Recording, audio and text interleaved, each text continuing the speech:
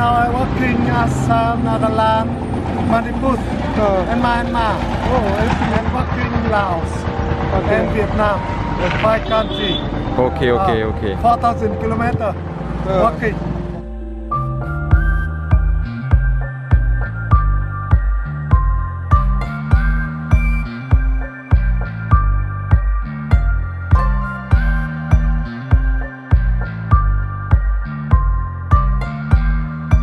Good morning. നമ്മളങ്ങനെ ഇന്നാണെന്നുണ്ടെങ്കിൽ ആസാമിലേക്ക് പോയിക്കൊണ്ടിരിക്കുകയാണ്. ഇന്നലെ നമ്മൾ ഗ്യാൻടോക്കിൽ നിന്ന് വന്നിട്ട് സിലിഗുരിയിലാണ് സ്റ്റേ ചെയ്തത്. സിലിഗുരിയിൽ പെട്രോൾ പമ്പിൽ സ്റ്റേ ചെയ്തു.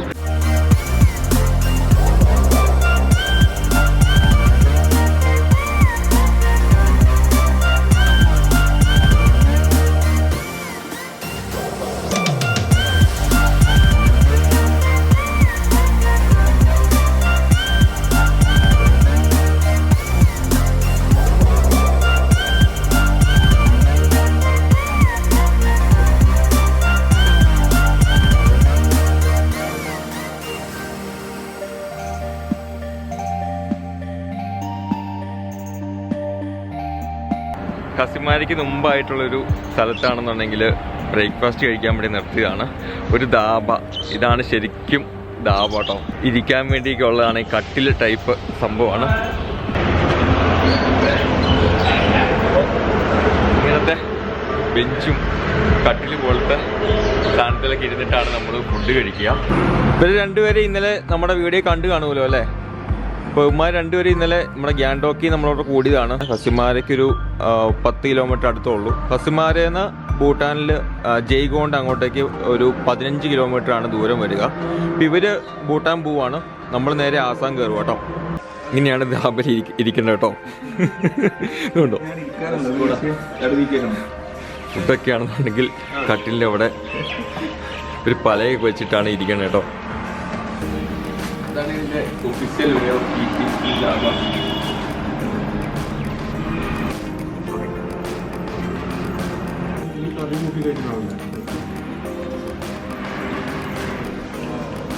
ചപ്പാത്തിയുടെ സൈസ് കണ്ടോ, റൊട്ടിയുടെ സൈസ് കണ്ടോ.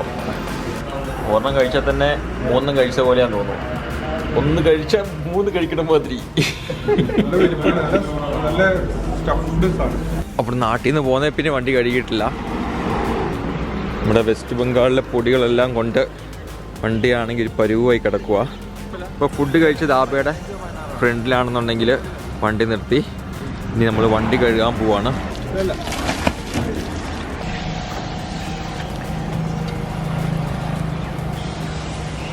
വെസ്റ്റ് ബംഗാളിലൊക്കെ ആണെങ്കിൽ നല്ല പൊടിയായിരുന്നു. നമ്മൾ ഡാർജിലിങ്ങും സിക്കിമും ഒക്കെ പോയ വഴി ടീസ്ത നദിയുടെ സൈഡിലൊക്കെ ആണെങ്കിൽ കൺസ്ട്രക്ഷൻ നടന്നുകൊണ്ടിരിക്കുകയായിരുന്നു. പൊടി എന്ന് പറഞ്ഞപ്പോൾ ഒരു അമ്മാതിരി പൊടിയായിരുന്നു. വണ്ടി കഴുകി നല്ല കുട്ടപ്പനാക്കി കേട്ടോ. ഒരു സർവീസിങ്ങിന് കയറ്റിയ പോലെ ആക്കി. ഇനി നമ്മൾ നേരെ ആസാമിലേക്ക് വച്ചു പിടിപ്പിക്കാൻ പോവാണ്.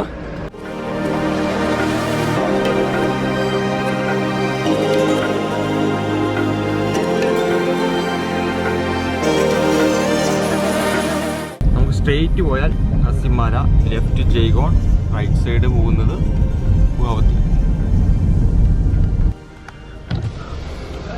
അപ്പം നമ്മുടെ ചങ്ങായിമാർ ഇവിടെ ഇറങ്ങും കേട്ടോ. ഹസിമാര എന്ന സ്ഥലമാണ്. ഇപ്പോൾ ജയ്ഗോണൊക്കെ പോകുന്നവർ ഇവിടം വരെയാണ് ട്രെയിനിൽ വരേണ്ടത്. ഇവിടെ നിന്ന് ഒരു 14 കിലോമീറ്റർ ഉണ്ട്, 14-15 കിലോമീറ്റർ ഉണ്ട് നമ്മുടെ ഭൂട്ടാൻ ബോർഡറിലോട്ട്, ജയ്ഗോണിലോട്ട്. അപ്പോൾ ജയ്ഗോണൊക്കെ കണ്ടേച്ചു വാ, ഭൂട്ടാനൊക്കെ പോയി തകർത്തിട്ട് വാ. Bye bye. അങ്ങോട്ട് ഭൂട്ടാൻ കേട്ടോ, അങ്ങോട്ട് ഭൂട്ടാൻ, ഇങ്ങോട്ട് ആസാം. ഹസിമാര ഇല്ല, ഇതാ ഹസിമാര റെയിൽവേ സ്റ്റേഷൻ ആണോ? കാണാവോ? റെയിൽവേ സ്റ്റേഷൻ ആണോ? ഓക്കെ. അപ്പോൾ വീണ്ടും നമ്മൾ സിലിഗുരിയിലൊക്കെ കണ്ട പോലെ ഇഷ്ടംപോലെ തേയിലത്തോട്ടങ്ങളൊക്കെ ആയിട്ടോ അവിടെ. ഭൂട്ടാനുണ്ടെന്ന് എനിക്കറിയില്ലായിരുന്നു കേട്ടോ. ഭൂട്ടാൻ അടുത്താ? നമുക്ക് അവിടെ കൊണ്ടുപോയി നമ്മളെ ഇന്ത്യയിൽ വണ്ടി പാർക്ക് ചെയ്തിട്ട് ജസ്റ്റ് ഒന്ന് കേറിയിട്ട് വരാലോ. പാസ്പോർട്ടിന്റെ ഒരു കാര്യം മാത്രല്ലേ ഉള്ളൂ. ഇല്ല, കേറി പോയി വരാനും പാസ്പോർട്ട് വേണ്ട, പാസ്പോർട്ടും വേണ്ട, അതൊന്നും വേണ്ട. ജസ്റ്റ് ആ ടൗണിൽ കയറി ജസ്റ്റ് എൻ്റർ ചെയ്ത് വരാൻ അതൊന്നും ആവശ്യമില്ല. അപ്പൊ നമ്മളിപ്പോ പോകുന്ന റോഡിന്റെ ഇവിടെ നിന്നൊരു വെറും 15 കിലോമീറ്റർ മാത്രമാണ് ഭൂട്ടാൻ ബോർഡറിലേക്കുള്ളത്. നമ്മളിന്നാള് ഭൂട്ടാൻ പോയപ്പോൾ ആ വഴിയാണ് പോയത് കേട്ടോ, ഭൂട്ടാൻ ഗേറ്റിലോട്ട്. ഫുങ്ഷോലിംഗ് എന്ന സ്ഥലത്തേക്ക്. ഫുങ്ഷോലിംഗ് എന്ന് പറയുന്നത് ഭൂട്ടാൻ്റെ സൈഡും നമ്മുടെ ജയ്ഗോൺ എന്ന് പറയുന്നത് നമ്മുടെ ഇന്ത്യയുടെ സൈഡുമാണ്. ഭൂട്ടാൻ ഗേറ്റ് ഒക്കെ ആണെങ്കിൽ അവിടെയാണുള്ളത്. ഈ കാണുന്ന കടയിലെല്ലാം തേയില പൊടികളാട്ടോ വച്ചേക്കണേ. അതും എല്ലാം 1 കിലോ മേളിലുള്ള വലിയ പാക്കറ്റുകളൊക്കെയാണ് തൂക്കിയിട്ടാണ്. ഈ ഏരിയയിലൊക്കെ ഇഷ്ടംപോലെ തേയില കൃഷി ഉള്ളതുകൊണ്ട് ഫാക്ടറിയും അതുപോലെ ഉണ്ട്. ഇവിടെ ഉൽപ്പാദിപ്പിക്കുന്ന തേയിലപ്പൊടിയാണ്.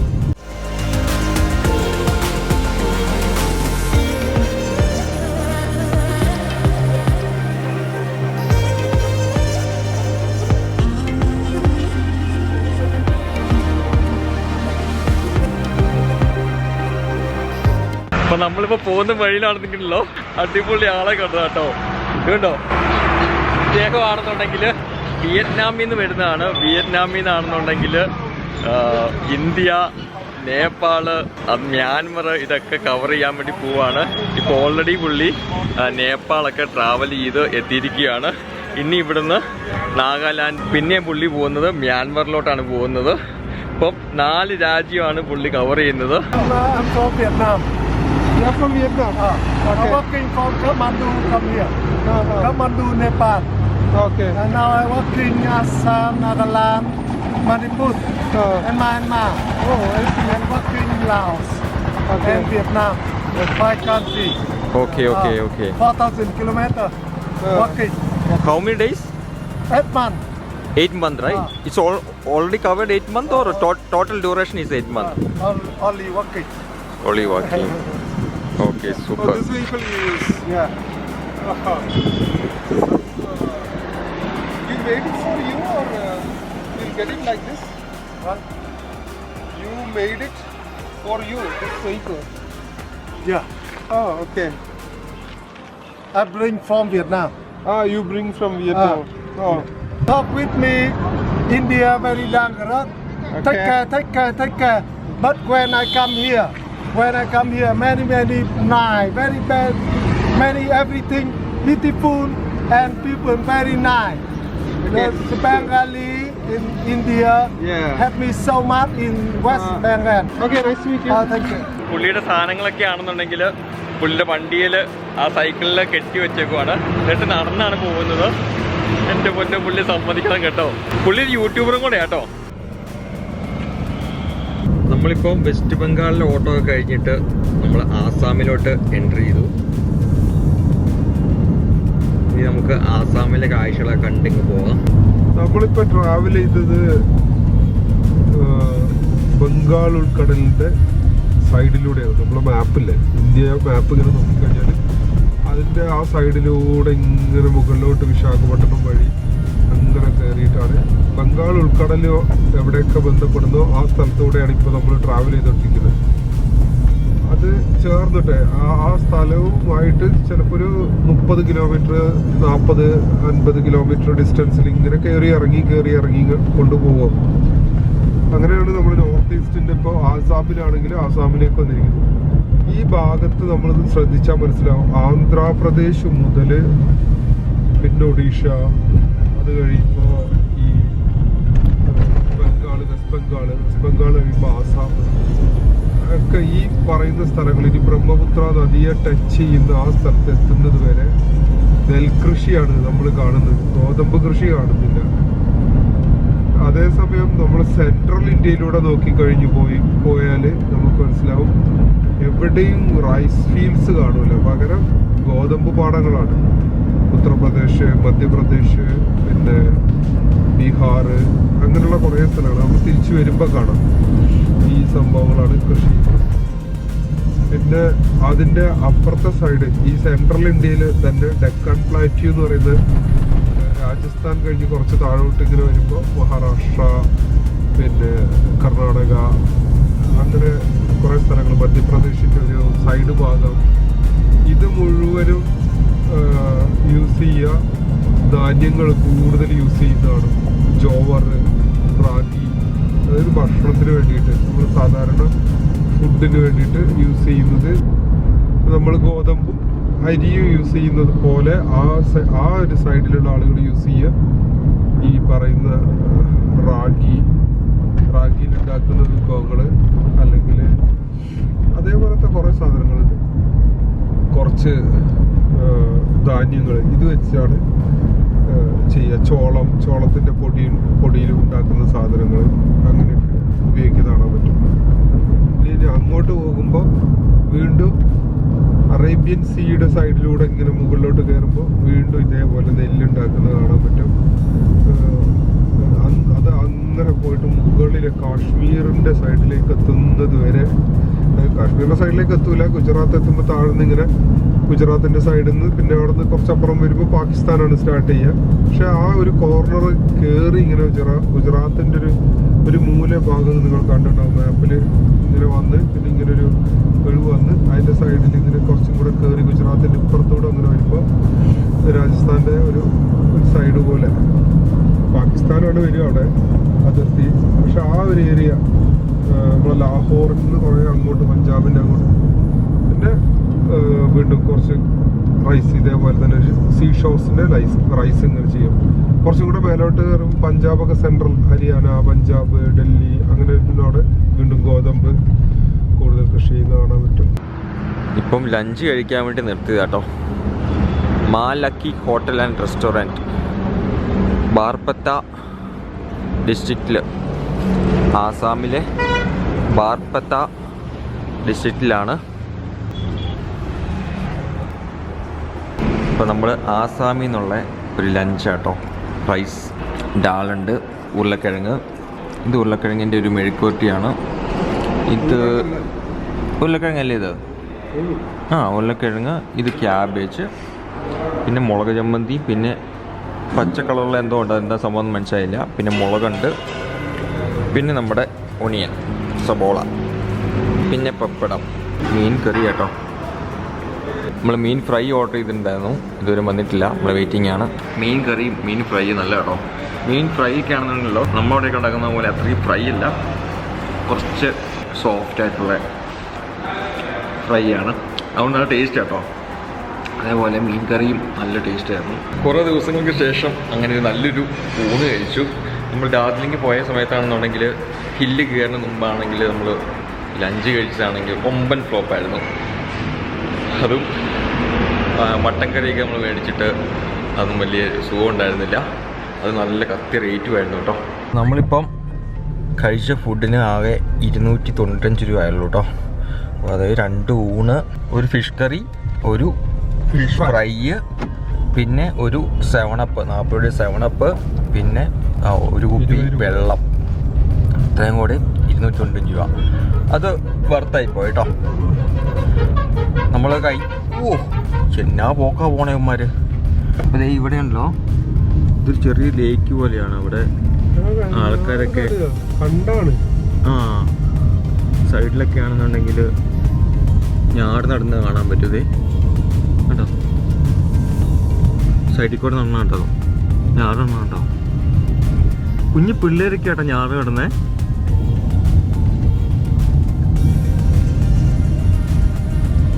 ശരിക്കൊരു തടാകം പോലൊരു ഏരിയ ആണ്, ലേക്ക് പോലത്തെ ഒരു ഏരിയ ആണ്. ലേക്കിൻ്റെ ആ വെള്ളം പറ്റിയ ഭാഗത്താണ് അവർ നടുന്നത്.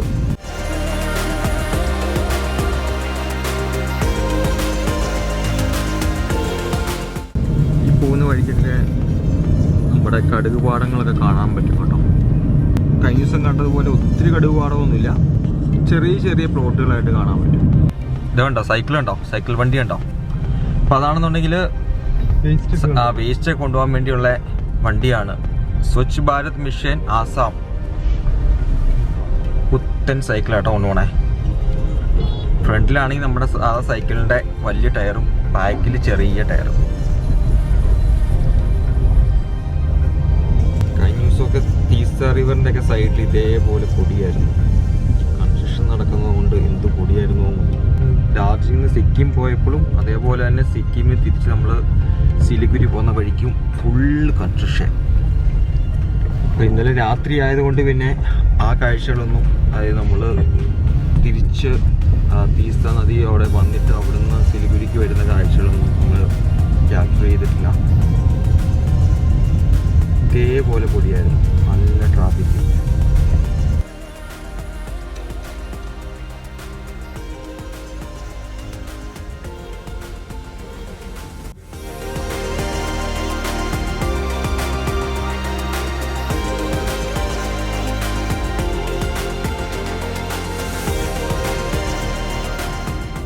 അപ്പം നമ്മൾ ആസാമിൽ കയറിയിട്ട് പെട്രോൾ അടിക്കാൻ കയറിയത് കേട്ടോ.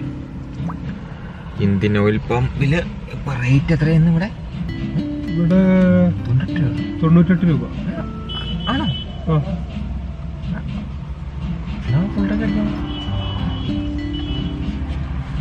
ചോദിച്ചു ഇവിടെ കറക്റ്റാണെന്നോ? 1 लीटर का 98 है, 98 लीटर. ഇവിടെ പെട്രോൾ റേറ്റ് 98.6 ഉള്ളൂ കേട്ടോ. ഫുൾ അടിക്കാൻ പറയട്ടടാ, ഫുൾ ടാങ്ക് അടിച്ചോന്നല്ലേ? ഫുൾ ടോപ്പ് അപ്പ് കറോ. ഓ, ആസാമിൽ എന്ത് റേറ്റ് കുറവാ. വരുന്ന വഴിക്കൊക്കെ ആണെങ്കിൽ 5000 രൂപയുടെ പെട്രോൾ അടിക്കുമ്പം ടാങ്കിലൊന്നും ആവില്ലായിരുന്നു. ഇപ്പോഴാണ്ടതേ 5000 അടിച്ചപ്പോഴത്തേക്കും ഫുൾ ടാങ്കായി.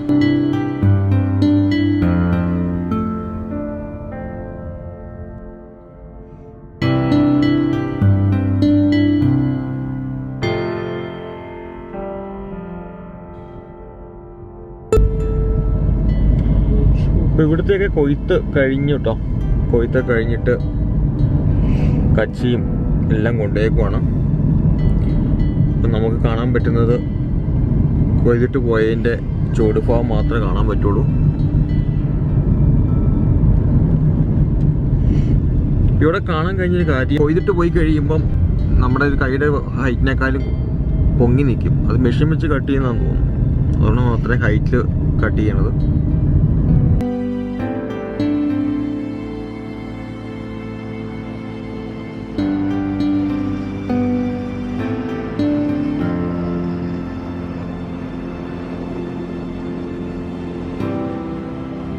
അപ്പം നമ്മൾ ഒരു ചായ കുടിക്കാൻ വേണ്ടി നിർത്തിയതാട്ടോ. അപ്പം നിർത്തിയ കടയുടെ ഇപ്പറയാണെന്നുണ്ടെങ്കിൽ ഒരു കടയിൽ മിഠായി ഒക്കെ ഉണ്ട്.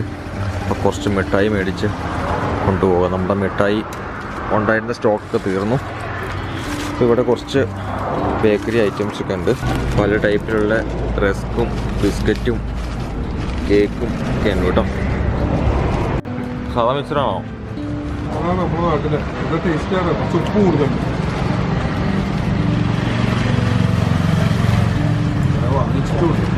അധികം ഉപ്പൊന്നുമില്ല.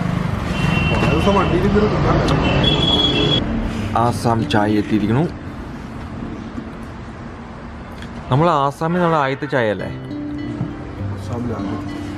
രാവിലെ നമ്മൾ കഴിച്ചത് വെസ്റ്റ് ബംഗാളിൽ നിന്നും. എങ്ങനെ പോരാ? എത്ര ദൂരല്ലേ സെന്ററിൽ മരം വെച്ചിരിക്കുന്ന ഈ റോഡിന്റെ പണി നടന്നുകൊണ്ടിരിക്കുക. ആ സമയത്ത് മരം വെച്ചിരിക്കും.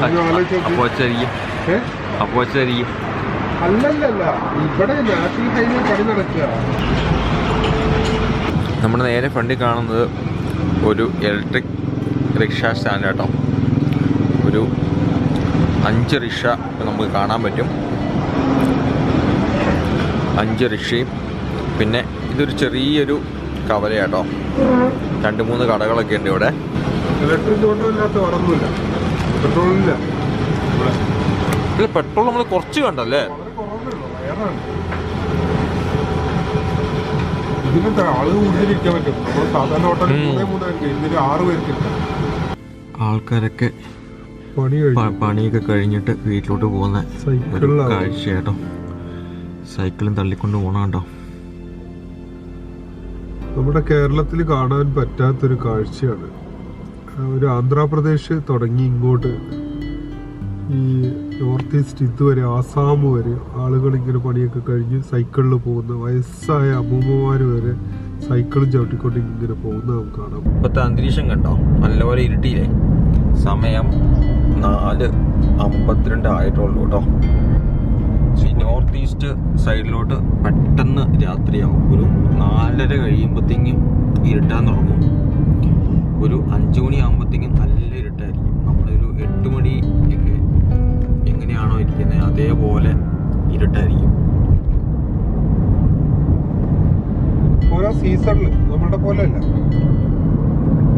നമ്മളുടെ ടൈമിംഗ് പോലെ അല്ല. ഇവിടെ ഓരോ സീസണിലും വ്യത്യാസപ്പെടും ടൈമിങ്. ഇപ്പോൾ 5 മണിയാകുമ്പോഴത്തേക്ക് ഇരുട് വിടും. പകല് വളരെ കുറവാണ്. അതുപോലെ രാവിലെ ആകുമ്പോഴും ഒത്തിരി ലേറ്റ് ആയിട്ടാണ് പിന്നെ സൺ വരുന്നത്. സണ്ണ് നേരത്തെ പോകും, വരാനും ലേറ്റ് ആവും. ഇനി ഇത് മാറിയിട്ട് ഇതിപ്പോൾ ജനുവരി ഈ സമയത്ത് നമ്മളിപ്പോൾ ട്രാവൽ ചെയ്തുകൊണ്ടിരിക്കുന്നത് ഡിസംബർ ജാനുവരി മന്താണ്. ഇനി അത് ഏപ്രിൽ ആകുമ്പോൾ എന്താവും എന്ന് പറഞ്ഞു കഴിഞ്ഞാൽ പകലിന് ദൈർഘ്യം കൂടും, വളരെയധികം കൂടും. ഇവിടുത്തെ 4 മണി എന്ന് പറയുന്നത് നമ്മുടെ നാട്ടിലെ 6 മണി ടൈം പോലെയാണ് മോർണിംഗ്. അതായത് അത്രയും വെളിച്ചം ഉണ്ടാവും 4 മണി ആകുമ്പോഴത്തേക്ക്.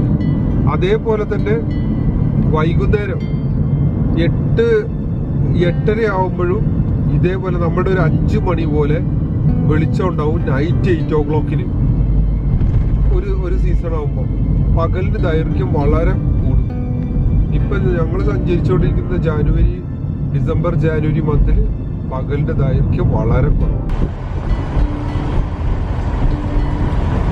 നമ്മുടെ നേരെ കാണുന്നത് ബ്രഹ്മപുത്ര നദിയാട്ടോ. ബ്രഹ്മപുത്ര നദിയെ ക്രോസ് ചെയ്ത് നമ്മളിപ്പം ഗുവാഹത്തി പട്ടണത്തിലോട്ട് പോയിക്കൊണ്ടിരിക്കുകയാണ്.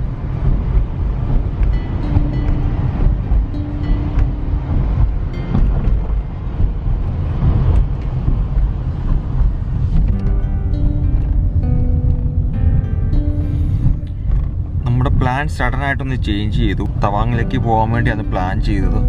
അത് നല്ല ദൂരം ഉള്ളത് കൊണ്ട് റോഡിൻ്റെ കണ്ടീഷൻ എങ്ങനെയാണെന്ന് അറിയാൻ പാടില്ലാത്തതുകൊണ്ട് നമ്മൾ ഇന്ന് ആസാം നമ്മുടെ ഗുവാഹത്തിയിലോട്ട് പോകാമെന്ന് കരുതി. ഗുവാഹത്തിയിലെ കാഴ്ചകളൊക്കെ നമുക്ക് എക്സ്പ്ലോർ ചെയ്തിട്ട് നമുക്ക് തവാങ്ങിലോട്ട് പോകാം. അപ്പം നാളെ നമ്മൾ ഗുവാഹത്തിയിലെ കാഴ്ചകളാണ് കാണുന്നത്. ഇത് നമ്മൾ രംഗിയ എന്ന് പറഞ്ഞ സ്ഥലത്ത് എത്തിയപ്പോൾ സമയം ഏകദേശം ഒരു 4:45. പിന്നെ 5:30 ആകുമ്പോഴത്തേക്ക് ഇരുട്ട് വീണു. അപ്പൊ തവാങ്ങിലേക്കുള്ള റോഡ് ഹെയർ പിൻസ് ഒക്കെ വരുന്ന റോഡാണ്. അത്ര സേഫായിട്ട് നൈറ്റ് ഡ്രൈവ് ചെയ്യാൻ പറ്റില്ല. നമ്മളെ ഇത് സ്റ്റാർട്ട് ചെയ്താലും ദൂരം കൂടുതലുള്ളത് കൊണ്ട് ഏതെങ്കിലും ഒരു മിഡ് പോയിന്റിൽ നിൽക്കണം. അപ്പൊ അതൊരു പോസിബിലിറ്റി പ്രശ്നം വരുന്നുണ്ട്. ഇപ്പൊ ഞങ്ങൾ പ്ലാൻ ചേഞ്ച് ചെയ്യാൻ കാരണം എന്ന് പറഞ്ഞാൽ ഗുവാഹത്തിയിലുള്ള സ്ഥലങ്ങളെല്ലാം എക്സ്പ്ലോർ ചെയ്യാം നാളെ പെട്ടെന്ന്. അത് കഴിഞ്ഞതിന് ശേഷം ഇത് തീർത്തു കഴിഞ്ഞാൽ പിന്നെ നെക്സ്റ്റ് ഡേ ഏർലി മോർണിംഗിൽ ഞങ്ങൾ സാധാരണ ട്രാവൽ ചെയ്യുന്നത് പോലെ തവാങ് ലക്ഷ്യമാക്കിയിട്ട് പോയിട്ട് അതിൻ്റെ മിഡ് പോയിന്റിൽ എവിടെയെങ്കിലും ഹാൾട്ട് ചെയ്യാം. ഇതാണ് ഇപ്പോഴത്തെ പ്ലാൻ. അപ്പം നമ്മളിപ്പം കാമാക്കിയ ടെമ്പിളിൻ്റെ കുറച്ച് ഇപ്പറയായിട്ടുള്ളൊരു സ്ഥലത്ത് നമ്മൾ വണ്ടി നിർത്തിയിട്ടിട്ട് നമ്മൾ റൂം നോക്കി പോയിക്കൊണ്ടിരിക്കുകയാണ്. നമ്മുടെ പ്രിഫറൻസ് കാറ് സേഫായിട്ട് പാർക്ക് ചെയ്യുക എന്നുള്ളതാണ്. അപ്പം അതുകൊണ്ട് വണ്ടി സേഫായിട്ടൊരു സ്ഥലത്ത് നമ്മൾ പാർക്ക് ചെയ്തിട്ട് ഞാൻ നടന്നു പോയി നോക്കുക ഹോട്ടൽ. ഇതാണ് കുഴപ്പം. ഹോട്ടൽ എടുക്കുമ്പോൾ പമ്പാണെങ്കിൽ ആ പ്രശ്നമില്ല. പമ്പ് കയറ്റിയിടുക, കിടന്ന് ഉറങ്ങുക. എന്താ കാർ ലൈഫ് ഫോളോ ചെയ്യുന്ന ആളുകൾ ശ്രദ്ധിക്കേണ്ട ഒരു കാര്യം എന്താണെന്ന് വെച്ച് കഴിഞ്ഞാൽ നമ്മൾ സിറ്റിയിൽ വരുമ്പോൾ മാത്രം പെട്രോൾ പമ്പിൽ നമുക്ക് വണ്ടി ഇടാൻ പറ്റില്ല. കാരണം പോലീസ് പെട്രോളിങ് എപ്പോഴും ഉണ്ടാവും. രണ്ടാമത്തെ കാര്യം എന്ന് പറഞ്ഞു കഴിഞ്ഞാൽ സേഫ്റ്റി. വണ്ടിക്കകത്ത് കിടക്കുന്നത് അത്ര സേഫ്റ്റി അല്ല ഏത് സിറ്റിയിലാണെങ്കിലും. നമ്മൾ ഒരു ഹൈവേയിൽ കിടക്കുമ്പോൾ ഏതെങ്കിലും ഒരു ഗ്രാമമോ അല്ലെങ്കിൽ അതിനോടനുബന്ധിച്ച് ഒരു ചെറിയ സിറ്റിയോ ഒക്കെ ആയിരിക്കും. അപ്പോൾ നമ്മളെപ്പോൾ വരുന്നു എപ്പോൾ പോകുന്നു എന്ന് ഐഡൻറ്റിഫൈ ചെയ്യാൻ പറ്റില്ല. പക്ഷേ ഇവിടെ അങ്ങനെയല്ല. ആളുകൾ റൗണ്ട് ചെയ്യും, അതുപോലെ രാത്രിയിലുള്ള പല ആക്ടിവിറ്റീസ് നടക്കുകയൊക്കെ ചെയ്യുന്ന സമയത്തായിരിക്കും നമ്മൾ ക്യാച്ച് ചെയ്യാനുള്ള ചാൻസ്. പ്രത്യേകിച്ച് പോലീസിൻ്റെ എപ്പോഴും ഇതുണ്ടാവും. അതുകൊണ്ട് സിറ്റികളിലുള്ള പമ്പുകൾ നമുക്ക് ഒരിക്കലും ഓപ്റ്റ് ചെയ്തിട്ട് വണ്ടി പാർക്ക് ചെയ്ത് കിടക്കാൻ പറ്റില്ല. അപ്പോൾ ചെറിയ ഏതെങ്കിലും ലോഡ്ജ് നോക്കുക, അതാണ് എപ്പോഴും സേഫ്. അപ്പോൾ അതുകൊണ്ട് നമ്മൾ റൂം നോക്കി പോയിക്കൊണ്ടിരിക്കുകയാണ്. എവിടെയെങ്കിലും എവിടെയെങ്കിലും കാറ് പാർക്ക് ചെയ്യാൻ പറ്റുന്ന രീതിയിലുള്ള ഒരു ഹോട്ടൽ നോക്കുവാണ്.